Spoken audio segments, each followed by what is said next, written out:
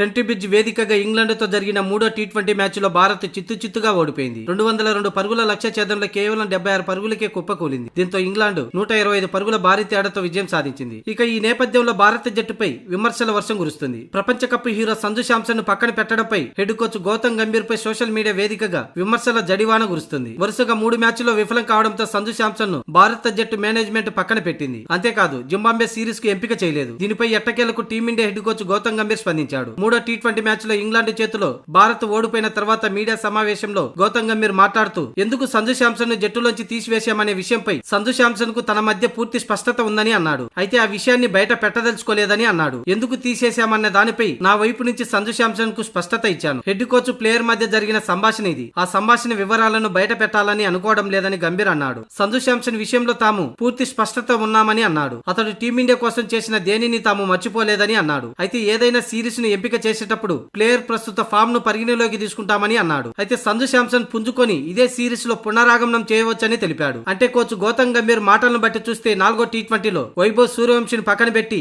మళ్లీ తిరిగి సంజు శాంసన్ కు తుది జట్టులో చోటు కల్పించనున్నట్టు తెలుస్తుంది. ఇక వరుసగా మ్యాచ్లు ఓటమి పాలవడంపై స్పందించాడు గౌతమ్ గంభీర్. పరిస్థితికి అనుగుణంగా మారే సామర్థ్యం విషయానికి వస్తే స్పష్టంగా మేము ఐర్లాండ్ ఇంగ్లాండ్ పరిస్థితులకు అలవాటు పడలేదు. ఒకవేళ మేము సరిగ్గా అలవాటు పడినా లేదా మెరుగైన క్రికెట్ ఆడినా బహుశా వరుసగా 4 మ్యాచ్ల్లో ఓడిపోయే వాళ్ళం కాదని గంభీర్ చెప్పుకొచ్చాడు.